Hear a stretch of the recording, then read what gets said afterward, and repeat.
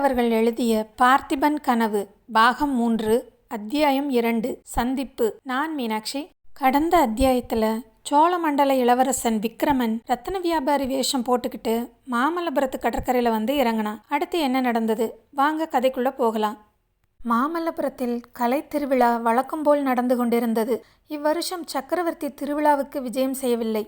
சில காலமாக சக்கரவர்த்தி ஏதோ துக்கத்தில் ஆழ்ந்திருப்பதாகவும் அதனால்தான் கலை விழாவுக்கு வரவில்லை என்றும் ஜனங்கள் பேசிக்கொண்டார்கள். வேறு சிலர் சக்கரவர்த்தி கொஞ்ச காலமாக பல்லவ நாட்டிலேயே இல்லை என்றும் அவருடைய குமாரன் மகேந்திரன் இலங்கையிலிருந்து திரும்பிய பிறகு அவனிடம் ராஜ்யபாரத்தை ஒப்படைத்துவிட்டு மாறுவேஷத்துடன் தேச யாத்திரை போயிருக்கிறார் என்றும் சொன்னார்கள். ஆனால் சக்கரவர்த்தியின் குமாரன் மகேந்திரனும் குமாரி குந்தவி தேவியும் இவ்வருஷம் கலை விழாவுக்கு விஜயம் செய்திருந்தபடியால் மாமல்லபுரவாசிகள் சிறிதளவும் உற்சாகம் குன்றாமல் விழாவை சிறப்பாக நடத்தினார்கள். கலை விழாவின் காட்சிகளையும் கற்பாறைகளில் செதுக்கிய அற்புதமான சித்திரங்களையும் ஆங்காங்கு நடைபெற்று கொண்டிருந்த இசை விருந்து, நாட்டியம், கூத்து ஆகியவைகளையும் பார்த்து அனுபவித்து கொண்டு கப்பலிலிருந்து இறங்கிய நமது ரத்தன வியாபாரி குறுக்கும் நெடுக்குமாய் போய்க் கொண்டிருந்தான். அவனுடைய முகத்தில் அபூர்வமான கிளர்ச்சி தோன்றியது. கண்களில் அளவில்லாத ஆர்வம் காணப்பட்டது. எவ்வளவுதான் பார்த்த பிறகும் கேட்ட பிறகும் கூட அவனுடைய இருதய தாகம் தணிந்ததாக தெரியவில்லை. பார்க்க பார்க்க கேட்க கேட்க அந்த தாகம் அடங்காமல் பெருகி கொண்டிருந்ததென்று தோன்றியது. அந்த அதிசயமான சிற்ப காட்சிகளையும் உயிருள்ள ஓவியங்களையும் பார்க்கும்போதும் ஊனையும் உள்ளத்தையும் உருக்கும் இசை அமுதத்தை பருகும்போதும் அவன் அடைந்த ஆனந்தத்திற்கு அளவில்லை. ரத்தன வியாபாரிக்கு பக்கத்தில் தலையிலும் தோளிலும் மூட்டைகளை சுமந்து கொண்டு ஒரு குள்ளன் போய்க் கொண்டிருந்தான். அவனுடன் ரத்தன வியாபாரி ஜாடை காட்டி பேசுவதை பார்த்தால் குள்ளனுக்கு காது செவிடு என்று ஊகிக்கலாம். அவன் செவிடு மட்டுமல்ல, ஊமையாக கூட இருக்கலாம் என்றும் தோன்றியது. தன்னுடைய நடவடிக்கைகளை பற்றி வேறு யாருக்கும் தெரியப்படுத்த முடியாமல் இருக்கும் பொருட்டே நமது ரத்தன வியாபாரி அத்தகைய ஆளை பொறுக்கி எடுத்திருக்க வேண்டும். ஆமாம், அந்த இளம் வர்த்தகரின் நடவடிக்கைகள் கவனித்து பார்ப்பவர்களின் உள்ளத்தில் சந்தேகத்தை ஏற்படுத்துவதாய்த்தான் இருந்தன. அவன் ஆங்காங்கு சிற்பக்காட்சியோ சித்திரக்காட்சியோ உள்ள இடத்தில் சிறிது நேரம் நிற்பான். சிற்பங்களையும் சித்திரங்களையும் பார்ப்பதோடல்லாமல் பக்கத்தில் நிற்கும் சிற்பிகளையும் கவனிப்பான். அவர்களில் யாராவது ஒருவன் தனித்து நிற்க நேர்ந்தால் அவனை நெருங்கி முதுகை தட்டி, உன்னிடம் ஒரு விஷயம் பேச வேண்டும், கொஞ்சம் ஒதுக்குப்புறமாக வருகிறாயா என்று கேட்பான். இரத்தின வியாபாரியின் கம்பீரமான தோற்றத்தையும் கலையான முகத்தையும் பார்த்த யாருக்குத்தான் அவன் பேச்சை தட்ட மனம் வரும்? அவன் சொற்படியே கொஞ்சம் தனியான இடத்துக்கு அவர்கள் வருவார்கள். அவர்களிடம் அவ்வர்த்தகன் கடல்களுக்கு அப்பால் தான் வசிக்கும் தேசத்தை பற்றியும் அந்த தேசத்தின் வளத்தையும் செல்வத்தை பற்றியும் பிரமாதமாக வர்ணிப்பான். கரிகால சோழ சக்கரவர்த்தியின் காலத்தில் கடல் கடந்து சென்ற தமிழர்கள்தான் அத்தேசத்தில் வசிக்கிறார்கள் என்றும் அவர்களுக்கு தாய்நாட்டில் உள்ளவை போன்ற திருக்கோயில்களும் சிற்பங்களும் இல்லையே என்ற ஒரு குறையைத் தவிர வேறு குறையே கிடையாதென்றும் எடுத்துச் சொல்லுவான். அந்த தேசத்துக்கு நீ வருகிறாயா? வந்தால் திரும்பி வரும்போது பெருஞ்செல்வனாக திரும்பி வரலாம். அந்த நாட்டில் தரித்திரம் என்பதே கிடையாது. தெருவெல்லாம் இரத்தின கற்கள் இறைந்து கிடக்கும் என்று சொல்லி குள்ளன் தூக்கி கொண்டு வந்த பையிலிருந்து ஒரு பிடி இரத்தின கற்களை எடுத்து அவர்களிடம் காட்டுவான். இரத்தின வியாபாரியின் பேச்சிலேயே அநேகமாக அந்த சிற்பி மயங்கி போயிருப்பான்.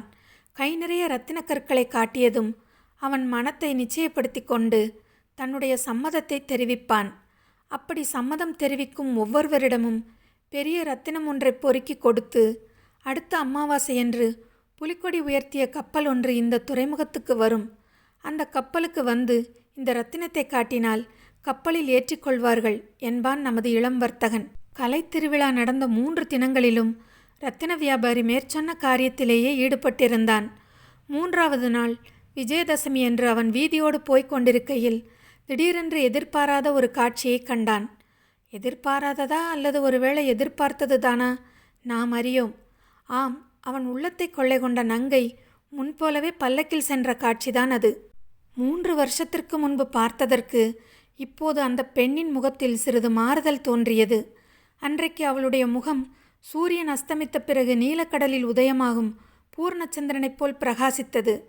இன்றோ அதிகாலை நேரத்தில் மேற்கு திசையில் அஸ்தமிக்கும் சந்திரனைப் போல வெளிரிய பொன்னிறமாய் இருந்தது. அப்போது முகத்தில் குடிகொண்டிருந்த குதூகலத்துக்கு பதிலாக இப்போது சோர்வு காணப்பட்டது. விஷமம் நிறைந்த கண்களில் இப்போது துயரம் தோன்றியது. இந்த மாறுதல்களினாலே அந்த முகத்தின் சௌந்தரியம் மட்டும் அணுவளவும் குறையவில்லை, அதிகமாயிருந்ததென்றும் சொல்லலாம். வீதியோடு போய்க் கொண்டிருந்த ரத்தன வியாபாரி தனக்கு பின்னால் கூட்டத்தில் ஏதோ கலகலப்பு சத்தம் உண்டாவதைக் கேட்டு திரும்பி பார்த்தான். காவலர் புடைசூழ ஒரு சிவிகை வருவதைக் கண்டான். அச்சிவிகையில் இருந்த பெண் தன் இருதய மாளிகையில் குடிகொண்டிருந்தவள்தான் என்பதை ஒரு நொடியில் தெரிந்து கொண்டான். அச்சமயத்தில் அவன் நெஞ்சு விம்மிற்று, கண்களில் நீர் தழும்பிற்று. இம்மாதிரி சந்தர்ப்பம் நேருங்கால் என்ன செய்ய வேண்டும் என்பதை பற்றி அவன் யோசித்து வைத்திருந்ததெல்லாம் சமயத்திற்கு உதவவில்லை. வீதி ஓரமாக ஒதுங்கி நின்று கொண்டான். பல்லக்கின் பக்கம் பார்க்காமல் திரும்பி வேறு திசையை நோக்கினான். அவன் இருந்த இடத்தை சிவிகை தாண்டிய போது தன்னை 2 விசாலமான கரிய கண்கள் கூர்ந்து நோக்குவது போல் அவனுக்கு உணர்ச்சி உண்டாயிற்று. திரும்பி பார்க்க வேண்டுமென்ற ஆவல் அளவுக்கு மீறி பொங்கிற்று. பல்லை கடித்துக்கொண்டு அவன் வேறு திசையையே பார்த்து கொண்டிருந்தான். பல்லக்கு கொஞ்ச தூரம் முன்னால் போன பிறகுதான் அந்த பக்கம் திரும்பி பார்த்தான். பல்லக்கில் உட்கார்ந்திருந்த பெண் தன் மீது வைத்த கண்ணை எடுக்காமல் பார்த்து கொண்டிருப்பதைக் கண்டான். அடுத்த கணம் அவனுடைய கண்கள் மறுபடியும் கீழே நோக்கின. ஆனால் பல்லக்கு மேலே போகவில்லை, நின்றுவிட்டது. பல்லக்குடன் போய்க் கொண்டிருந்த வீரர்களில் ஒருவன் ரத்தன வியாபாரியை நோக்கி வந்தான். அருகில் வந்ததும், அப்பா, தேவிக்கு உன்னிடம் ஏதோ கேட்க வேண்டுமாம், கொஞ்சம் வந்துவிட்டு போ என்றான். ரத்தின வியாபாரி அவனுடன் பல்லக்கை நோக்கி போனான். அந்த சில வினாடி நேரத்திற்குள் அவனுடைய உள்ளத்தில் என்னவெல்லாமோ எண்ணங்கள் கொந்தளித்தன. இந்த பெண் யாராயிருக்கும்? எதற்காக நம்மை அழைக்கிறாள்? நம்மை அடையாளம் கண்டு கொண்டாளோ? அப்படியானால் இத்தனை நாளும் நம்மை ஞாபகத்தில் வைத்து கொண்டிருந்தாளா? இவள் உயர்குலத்து பெண் என்பதில் சந்தேகமில்லை. ஒருவேளை சக்கரவர்த்தியின் மகளாக இருக்குமோ? ஐயோ, அவ்விதம் இருந்துவிட்டால்? ஆமாம், குந்தவி அவனுடைய கண்களின் வழியாக அவனது இருதயத்தை ஊடுருவி அதன் இரகசியத்தை கண்டுபிடிக்க விரும்புகிறவளைப் போலத்தான் பார்த்தாள். இவ்விதம் சற்று நேரம் மௌனமாக பார்த்து கொண்டிருந்துவிட்டு, ஐயா, நீர் யார்? இந்த தேசத்து மனிதர் இல்லை போலிருக்கிறதே என்றாள். ஆம் தேவி, நான் கடலுக்கப்பால் உள்ள செண்பகத்தீவில் வசிப்பவன். இரத்தின வியாபாரம் செய்வதற்காக இவ்விடம் வந்தேன்.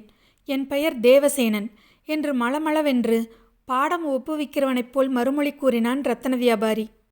அவனுடைய படபடப்பு குந்தவி தேவிக்கு வியப்பை அளித்திருக்க வேண்டும். மறுபடியும் சிறிது நேரம் மௌனமாக உற்று பார்த்து கொண்டிருந்துவிட்டு, எந்த தீவு என்று சொன்னீர் என்றாள். செண்பகத்தீவு, செண்பகத்தீவு.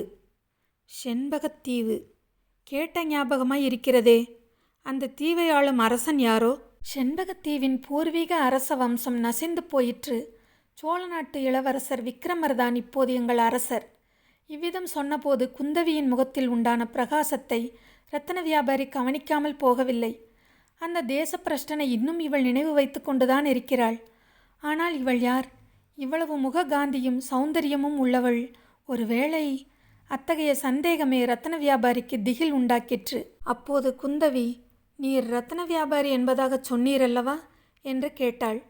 ஆம் அம்மா, இதோ இந்த குள்ளன் தலையில் உள்ள மூட்டைகளில் மேன்மையான இரத்தினங்கள் இருக்கின்றன.